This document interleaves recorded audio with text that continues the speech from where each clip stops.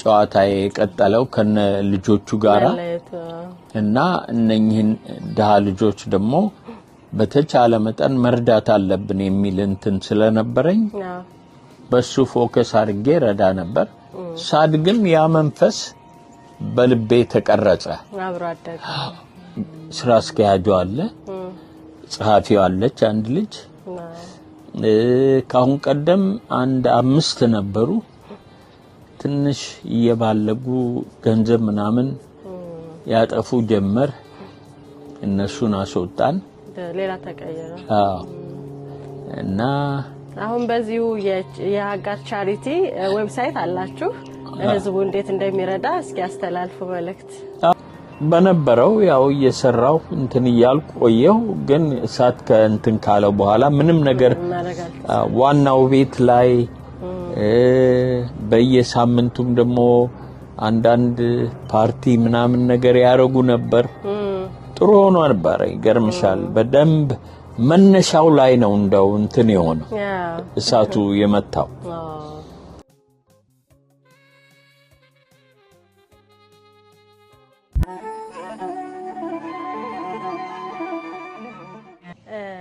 ከህይወት ተሞክሮት ለታዳጊዎችና ለወጣቶች ትምህርትን፣ ውጤታማነትን፣ የቤተሰብ ኃላፊነትን በተመለከተ የሚያካፍሉት ነገር ይኖራል ወይ?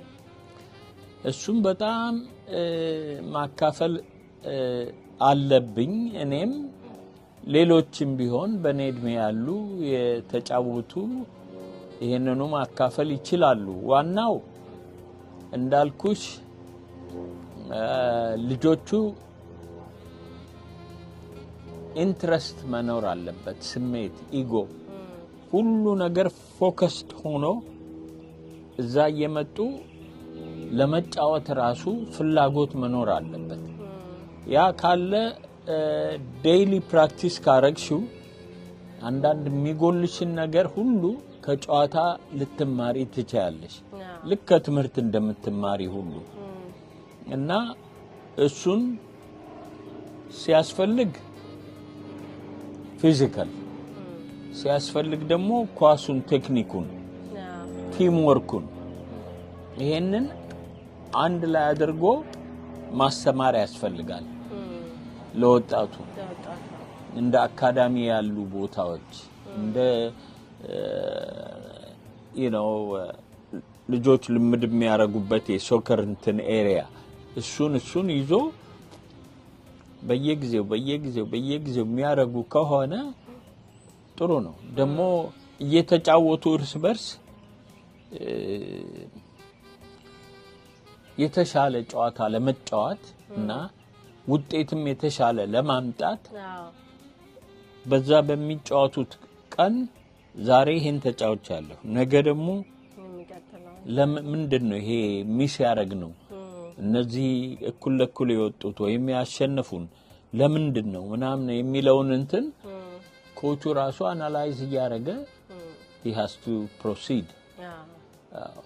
እሺ በዲያስፖራ የሚወለዱና የሚያድጉ ልጆች ስለ ሀገራቸው በቂ ዕውቀትና ፍቅር እንዲኖራቸው ለማድረግ ምን አይነት ነገሮች ላይ ትኩረት ያድርጉ?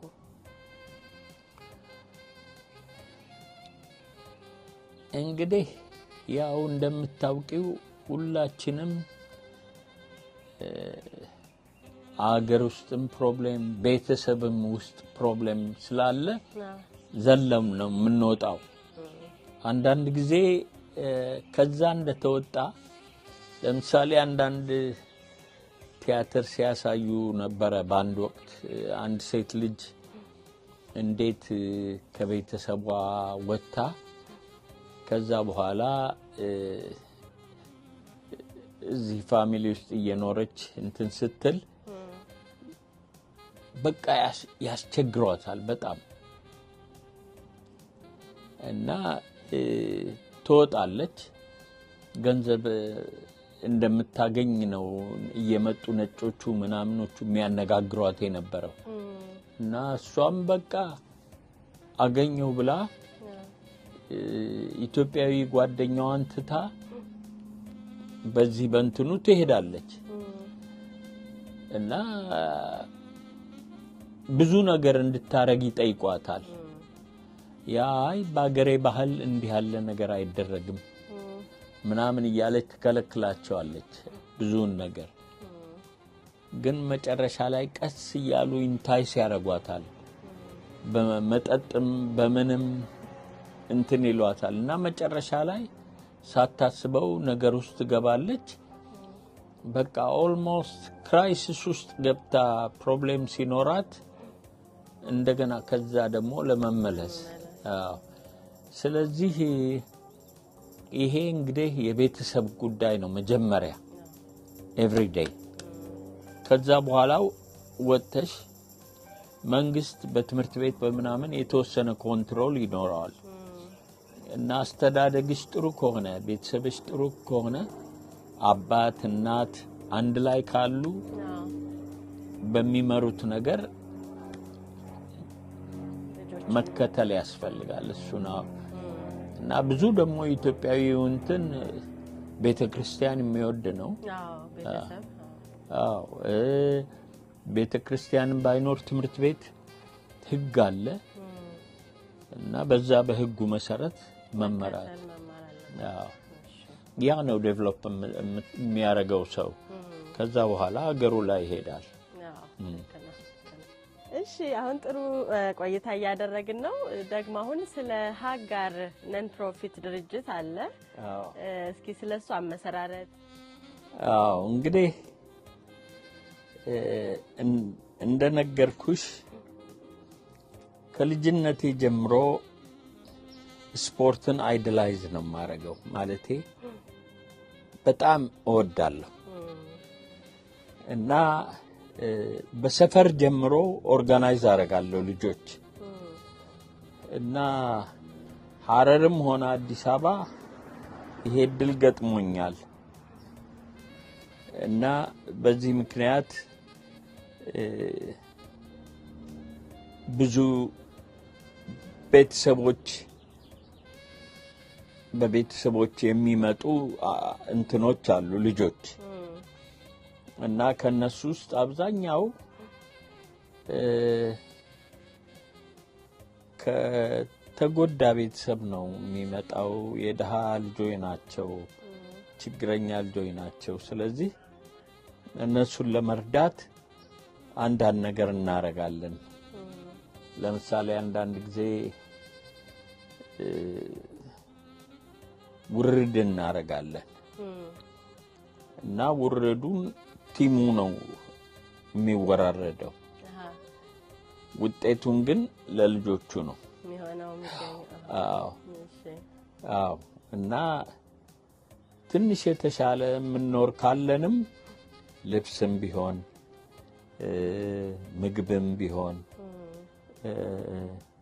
ይሄን የውድድሩን እንትን በመስጠት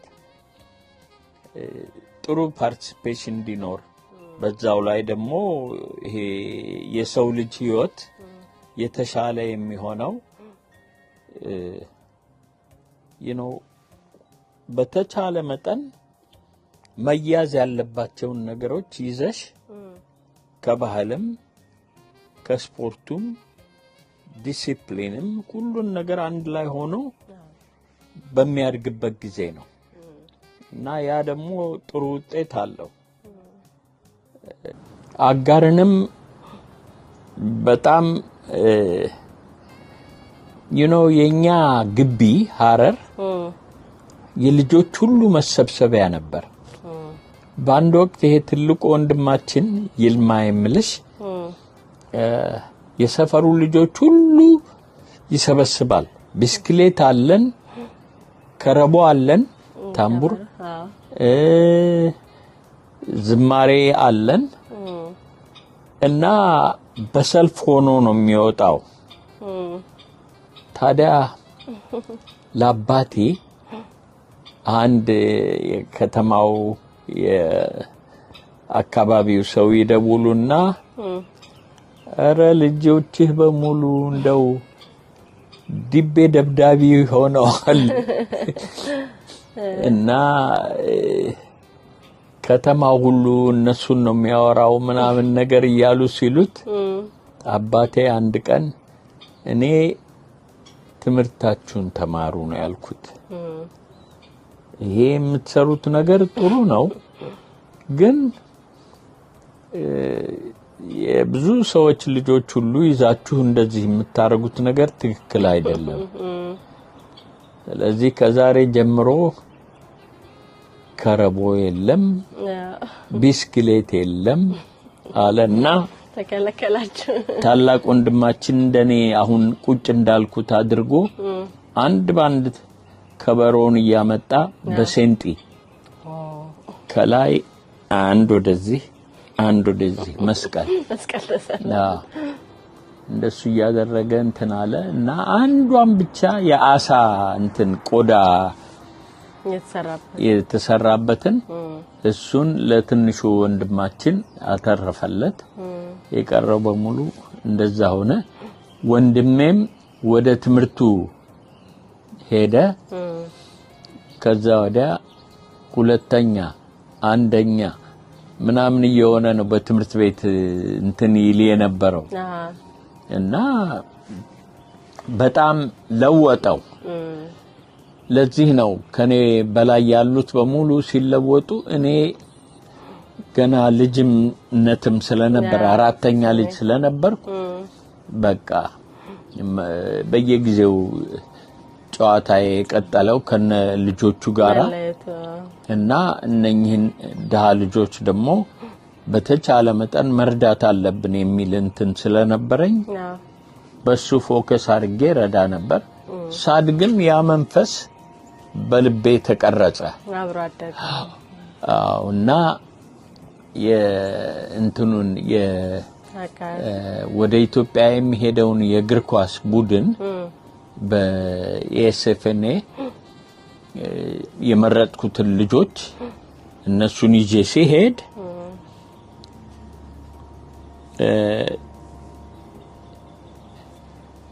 አንደኛ እነሱን ኦርጋናይዝ አድርገን ነው። ሁለተኛ የዛን ጊዜ ጀምሮ ነው እንግዲህ ዛሬ 25ኛ አመቱ ነው አጋር እና ማቋቋም የምፈልገው የነበረው የአጋርን ጉዳይ ማለት ነው። እና ደግሞ በደንብ ፕላን አድርጌ ነው 40% ወንዶች 60% ሴቶች አድርጌ ነው የኦርጋናይዝ ማድረግ የፈለኩት። ለምን እንደምታውቁ በአገራችን 60% ሴቶች ለትምህርት ያላቸው እንትን በጣም በቤተሰብ በስራ በመናምን ስለሚጠመዱ ቶሎ ስለሚያገቡ ብዙ ነገር ስላለ ይወሰዳሉ። ስለዚህ እድሉ አይደርሳቸውም ትምህርት ላይ። አንዱም ከዛ አንፃር ነው። ሁለተኛውም ደግሞ ወንድም ብትሆኚ ምንድነው ሳንቲም ከጓደኛሽ ከምናምን እየለመነ ወይም ደግሞ ከሌለውም ሳይበላ ይውላል፣ ሳይበላ ያድራል። እንዲህ ያሉ ነገሮች አሉ። ስለዚህ ይሄን በማሰብ ነው የተከፈተው። ከዛ ወደ ውጭ ሀገር መጥተው ፈንድሬዚንግ ምንም የማድረግ ነገር ነበረ። እንዴት ነበር አቀባበሉ ህዝቡ? ጥሩ ነው፣ በጣም ግሩም ነው። ምልሽ የአጋር ጉዳይ መጀመሪያ ማን መስፍን ነው ወንዶሰን መስፍን የሚባል የራስ መስፍን ልጅ 10,000 ብርና ዶላር እና 10 ቲኬት ሰጠኝ። እነኛን ተጫዋቾች ይዤ ወደ ኢትዮጵያ እንደሄድ እሱ እዚህ ነበረው ቢሮ፣ የራሱ ቢሮና ቢዝነስ ነበረው። በኋላ ደግሞ አላሙዲ 10,000 ዶላር ሰጠኝ። በጣም ደስ ይላል። በጣም በኋላ አክቹአሊ 15 ነበር የሰጠኝ አላሙዲ። 5ቱ እኔ እንጃ እዛው እንትን ያለ ነው። እኔም የተሰጠኝን እግዚአብሔር ይባርከው ብዬ ወሰድኩ እና በዛ ተነሳን፣ ኦርጋናይዝ አረግን። እዛ ኢትዮጵያ ውስጥ ልጆቹንም መለመልን። ከዛ በፊት አንዴ ነው ምናምን ሳልመጣ አልቀርም መሰለኝ ኤኒዌይ እና ልጆቹን ከየቦታው እንትናል 150 ነው 200 ልጆች ሰበሰብና በቃ ፕሮግራሙን ዘረጋን። አዎ ፕሮግራሙን ዘረጋን። መንግስትም ስለሚያውቀኝ ሰውም ስለሚያውቀኝ ቶሎ ቶሎ ብለው ነው እንትኑን ያደረጉልኝ። እና በዛ ምክንያት ነው እንግዲህ አጋር የተመሰረተው። ከዛ በኋላ ያው አንድ ዶክተር 2 ነርሶች የሚገርም ነው 3 በአይቲ 1 በቢዝነስና ኢኮኖሚክስ ወደ 10 የሚሆኑ ተማሪዎች ሰክሰስፉል ሆነው ግራጁዌት አደረጉ። ከህፃንነታቸው አድገው እንደዛ ደረሱ። የሚገርም ነው። ያው ግራጁዌት አደረጉ። ያም ልጁም ዶክተር ሆነ እዛው ሕክምና። ከዛ ወዲህ ግን አላገኘሁትም። ይገርምሻል እኔ አጋርንም እንዲረዳ ፈልግ ነበር። ከዛ ከወጣ 6 ናቸው ወንድምና እህቶቹ የነበሩት ከሱ ጋራ እና እሱ ደግሞ ሊስትሮ ነበር የሚሰራው። ከዛ ነው እንግዲህ ዶክተር የሆነው። እና ሴቶቹም ደግሞ ምንም ነገር የላቸውም ጥገኛነት ምናምን ነው። እና እነሱም ደግሞ እንደዚህ ሰክሰስፉል ሲሆኑ እግዚአብሔር ታምር ነው የሚሰራው። እንዳው ዝም ብዬ ቁጭ ብልኮ ምንም ነገር አልሰራም ማለት ነበረ። እና ይሄ ትልቅ እንትን ነው ብዬ ደስ ብሎኝ ከዛ ያው በየአመቱ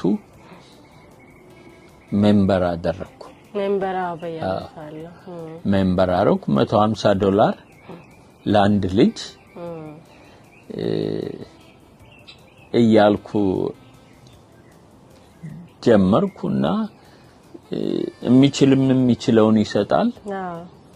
ያልቻለም እንደዚሁ ያንን ሰብስቤ ምን ብዬ ያን የነ ፈቃደ መስፍንንም የነ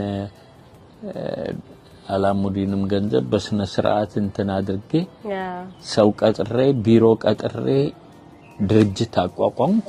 አሁን ድርጅት ተቋቁሟል። ነርሶች ሁሉም አሉበት፣ የሚያስተምሩ የሚረዱ ሰዎች አሉ እዛ። እና እንትኑ ደግሞ ቢሮ አለን። ቢሮ ስራ አስኪያጁ አለ፣ ጸሐፊው አለች አንድ ልጅ። ካሁን ቀደም አንድ 5 ነበሩ። ትንሽ እየባለጉ ገንዘብ ምናምን ያጠፉ ጀመር። እነሱን አስወጣን፣ ሌላ ተቀየረ። እና አሁን በዚሁ የአጋር ቻሪቲ ዌብሳይት አላችሁ። ህዝቡ እንዴት እንደሚረዳ እስኪ አስተላልፉ መልእክት። ታች ዌብሳይት እናስቀምጣለን። እኔ አንደኛ ስፖርቱ ጋርም አሁንም እሰራለሁ። ስለዚህ ስፖርቱም ጋር ሲሄድ አንዳንድ ሰዎች ሊረዱ የሚችሉ ለምሳሌ ካሁን ቀደም የፌዴሬሽኑ ፕሬዝዳንት የነበረ አቶ ጌታቸው ተስፋ የሚባል እሱ አሁን ኮንቲኒዩስሊ እየረዳ ነው ያለው። እዚህ እነ መኮንን እነ ሽፈራ አንዳንድ ልጅ ስፖንሰር ያደርጋሉ። አቡነ ተክለ ሃይማኖት በቤተክርስቲያናችን የሱ ግሩፕ የነሱ ግሩፖች እስከ 1000 ብር በአመት ይሰጡኛል። አሁን ዘንድሮ አልቻሉም መሰለኝ፣ ግን 250 ብር አግኝቻለሁ። ጥሩ ነው በጣም። እና ከዚህ ሌላ የህቴ ልጅ ያ ቀደም ዳዊት ያልኩሽ ጎን ቁጭ ያለ የነበረው እሱ 1000 ብር ሰጠኝ። ካሁን ቀደማ ረድቶ አውቅም ነበር። አሁን ሁሉ ባንዴ ጠቅላላ አሜሪካ አንድ ጊዜ እዚህ ዋሽንግተን ነው ተጠርቼ ተጋብዤ ሲሄድ ያ አጋር የሚለው እንትኗ የቆመች የሷ እንትን እሱንም ለኔ ማስታወሻ ብለው ነው ያው እና እዛ ሲሄድ እሱ ደግሞ እንደዚህ ያሉ ድርጅቶችን ነው የጋበዘ የነበረው። አመታዊ ነው፣ በአመት አንድ ጊዜ ብቻ እና ያው ተራዬ ሲደርስም ጠራ። ተነሳሁና ተናገርኩ። ሰው በጣም ደስ አለው። በቃ ባክግራውንዴንም ሁሉንም ነገር እንትን አልኩ። እሱም 1000 ብር አሉና እዛ ስብሰባው ላይ እንትን ሲሉ ሌላ ደግሞ 1000 ብር አለ ተጀመረ። 2000 ብር በኋላ እንደዚሁ የሚሰጡም ሰጡ። ያንን ሰበሰብኩና እግዚአብሔር ይስጥልኝ አልኩት። ሰውየውን በየአመቱ ያረጋል መሰለኝ አክሊሉ ኢትዮጵያ ውስጥ የታወቁና እንደዚህ ያለ በጎ አድራጎት የሚሰሩ ሰዎች ምናምን ብሎ ነው ያለው። እና በጣም ደስ ይል ነበረ። ይሄ ረዳኝ። በጣም ትልቅ ሰክሰስ ነው። ፌዴሬሽኑም በአንድ አመት 6000 ብር ሰጥቶኛል ዶላር። እና እንዲህ እያረኩ ነው የምሰራው። በጣም አሁን በዚሁ አጋጣሚ እንግዲህ ትልቅ በጣም ድርጅት ነው ከመነሻው ጀምሮ የነገሩን ያሉትና አሁን ትልቅ ቦታ ሁሉ ልጆችን አድርሷል። ስለዚህ ሁሉም የመርዳት ኃላፊነት አለበት። ልክ ነው።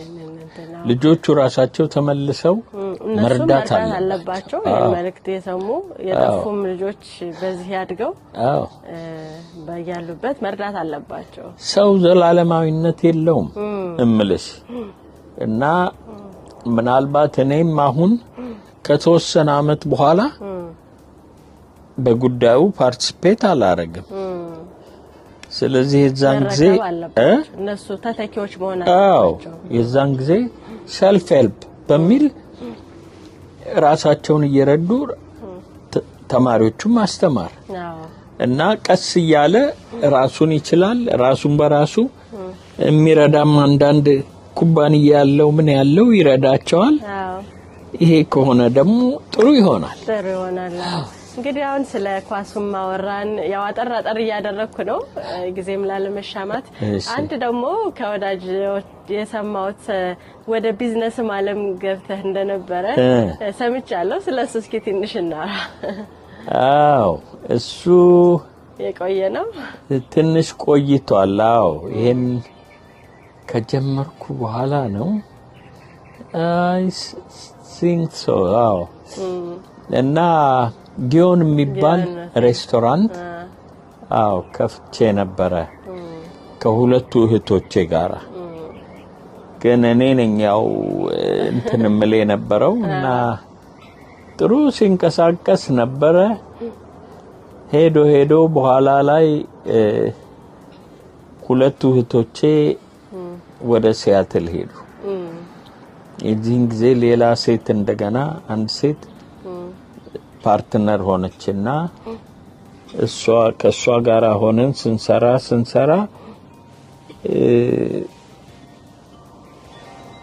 እኔ በ1996 ይመስለኛል ባልሳሳት ሲያትል ላይ ነበረ ውድድሩ። አልሄድኩም የዛን ጊዜ ሄጃለሁ እና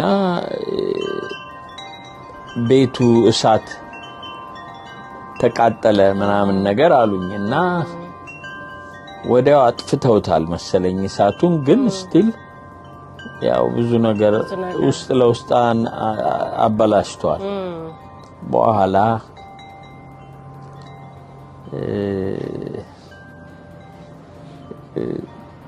በነበረው ያው እየሰራው እንትን እያልኩ ቆየው። ግን እሳት ከእንትን ካለው በኋላ ምንም ነገር ዋናው ቤት ላይ በየሳምንቱም ደግሞ አንዳንድ ፓርቲ ምናምን ነገር ያረጉ ነበር። ጥሩ ሆኖ ነበር። ይገርምሻል በደንብ መነሻው ላይ ነው እንደው እንትን የሆነው እሳቱ የመታው። በኋላ ተውኩት። ምክንያቱም ብዙ ድካም ነው። ቀላል አይደለም። አይደለም 14-15 ሰዓት እየሰራሽ ነው በቀን ነው ማተሯት። ሁለቱን እህቶቼን አላስቸግርም ብዬ እኔ ነበርኩ የተንቀሳቀስኩ እንትን ምለው ቃውንም ገዛው ምንም ምለው አንዳንድ ነገር እና ጥሩ ነበር። in a couple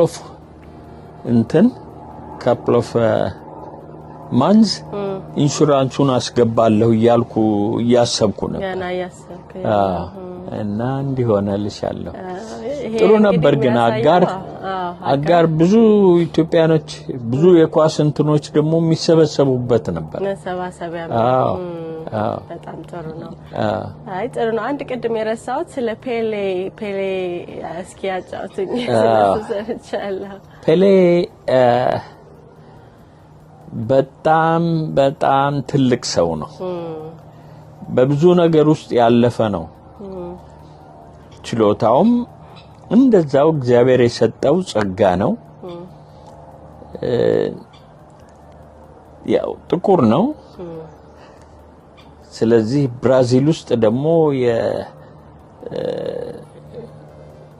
ጥቁርና የነጭ ነገር በጣም ትልቅ ፕሮብሌም ነው።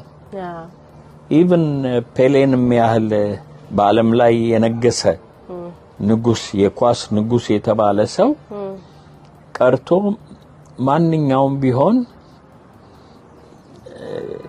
አይመለሱም። በጣም ብዙ ሰቡን ለመርዳት ሲያስብ በኋላ አንድ ፕሮፌሽናል ቡድን ፔሌን እንትን ይለዋል ይገዛዋል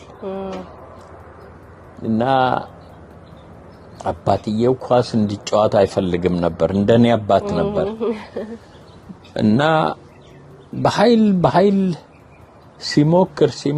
ሲሞክር መጨረሻ ላይ እቺን ፕሮፌሽናል እንትኑን የሰውየውን ገባና መጀመሪያ የተከፈለውን ደሞዝ ወስዶ ሳኮፍ እንትን ሩዝ አንድ ሳክ ሙሉ እሱን እንደገዛ መጀመሪያ ይዞ ለናቱ ይዞ ይሄድና ይሰጣታል። አባትየውም እንደዚሁ በጣም ጥሩ ተጫዋች ነበር። ባይዘው እግሩን ሰብረውት ነው አባትየው። እና በኋላ መጨረሻ በቃ ፔሌ አንዳንድ ቦታም ሲሄድ ከሚስቱ ጋር ነው የሚሄደው። ሚስቱ ነጭ ናት እና በኋላ እሱ ደግሞ ከኋላ ብቅ ሲል ሆቴሉን እንደገና እንትን ይሉበታል ምልሽ ላለማስገባት። በዚህ ምክንያት ብዙ ስቃይ አባቱም በጣም ይገፋው ጀመር። እናቱም እንደዚሁ ተው ይጫወት ምናምን እያለች ብዙ ትከራከራለች። እንደኔ እናት ማለት ነው። በኋላ መጨረሻ ላይ ያው ፔሌ በአንድ አመት ብራዚል ቲም ውስጥ ይገባል። ገና 17 አመቱ ነው። ከዛ ገብቶ ሲል ብቻ ቡድን ውስጥ ገብቶ ገና የመጀመሪያ እንትን ነው። በጣም ጥሩ ተጫወተ። በጣም ግባ ገባ። ልዩ ሆነ በቃ። በኋላ በቃ ፔሌን እንትን አሉት ምልሽ በጣም ታዋቂ ሆነ። እና ስቲል ይገፋል። ስቲል አንዳንድ ፕሮብሌም ይገጥመዋል። ግን እሱ ወደፊት ወደ አላማው ነው በቃ። እና እንደኔ ማለት ነው ኳሱን በኃይል ስለሚወድ ፕራክቲስ ያለበት ቦታ ሁሉ ጨዋታ ያለበት ቦታ ሁሉ አይቀርም ፔሌ። እና የመታወቅ ድልም በደንብ አለው። እንዴት ነበር እሱ? ሁሉ ሌላ ነው የሚያደርገው ምልሽ ፔሌ ኪንግ ኦፍ ሶከር ነው የሚለው ሁሉም። በኋላ መጨረሻ ያው